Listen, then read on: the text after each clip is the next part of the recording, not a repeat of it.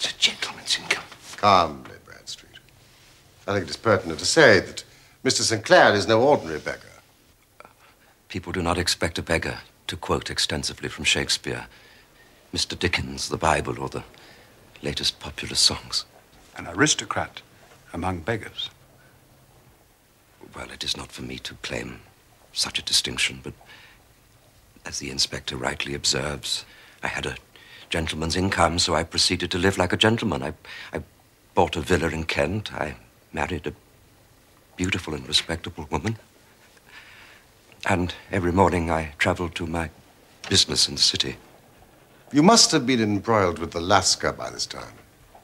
Yes, I paid him a generous rent for the use of his upstairs rooms. My secret was safe with him. I fell among thieves, but found honor of a sort.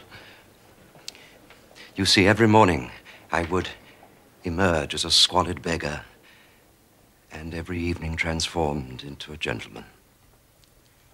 Tell us about Monday. I had finished for the day and was dressing in my room above the opium den. And suddenly I looked out of the window. To my horror and astonishment, there was my wife in the street, her eyes fixed full upon me. Neville! I ran along to try and find Lascar. You must not let her in.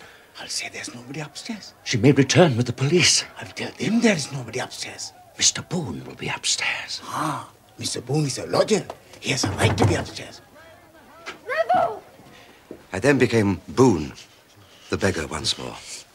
And then it occurred to me that there might be a search of the room, and that my clothes might betray me. So I picked up my coat, which was weighed down with the coins that I had just transferred from my leather bag, in which I carried my takings.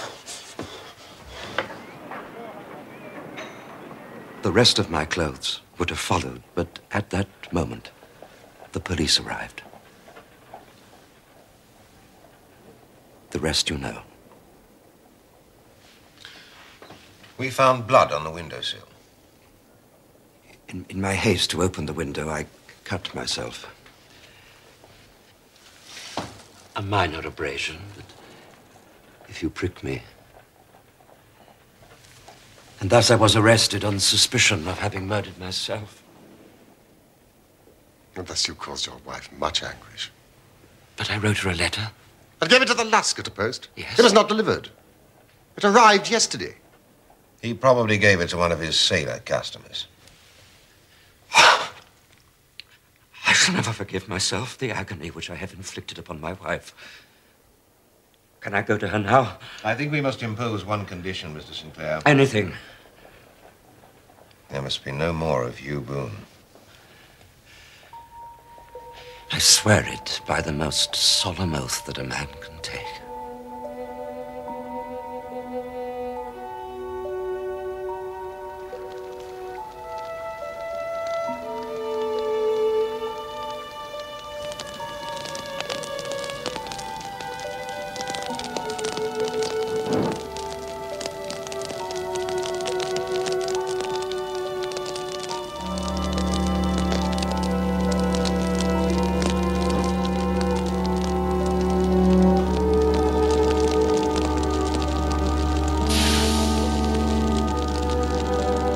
Farewell, sweet Boone. A flight of angels sing thee to thy rest.